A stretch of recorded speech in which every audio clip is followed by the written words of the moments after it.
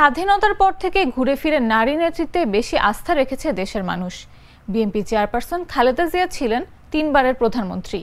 70 বয়সে দীর্ঘ কারাভোগ ও নানান শারীরিক জটিলতায় রাজনীতিতে কার্যত এখন নিষ্ক্রিয় এক সময়ের এই অগ্নিকন্যা।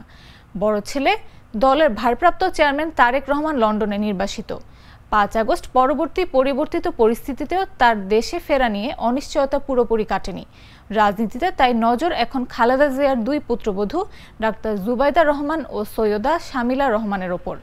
লন্ডনে উন্নত চিকিৎসা শেষে প্রায় 4 মাস পর দেশে ফিরছেন খালেদা জিয়া। সঙ্গে আসছেন তার 2 পুত্রবধূ।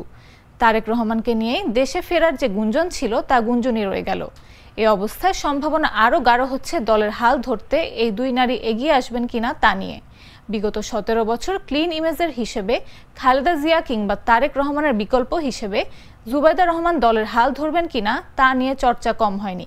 তবে এ বিষয়ে খালেদার পরিবারের পক্ষ থেকে কখনো কিছু স্পষ্ট করে বলা হয়নি। চিকিৎসার জন্য খালেদা জিয়া এবার লন্ডনে গেলে অনেকদিন পর আবার সামনে আসেন জুবাইদা। আরাফাত রহমান কোকোর স্ত্রী, 2 কন্যার মা। দলীয় রাজনীতিতে কখনোই সরাসরি যুক্ত হননি। তবে কোকোর মৃত্যুর পর খালেদা জিয়ার যত্নে তার অনুপম উপস্থিতি এবং পারিবারিক নির্ভরতার প্রতীক হয়ে ওঠা এটি এখন রাজনৈতিক মূল্য পাচ্ছে। তিনি দলের নেতৃত্বে আসবেন কিনা তা অনিশ্চিত, কিন্তু তার প্রতি নেত্রীর নির্ভরতাই তাকে রাজনৈতিক গুরুত্ব এনে দিচ্ছে।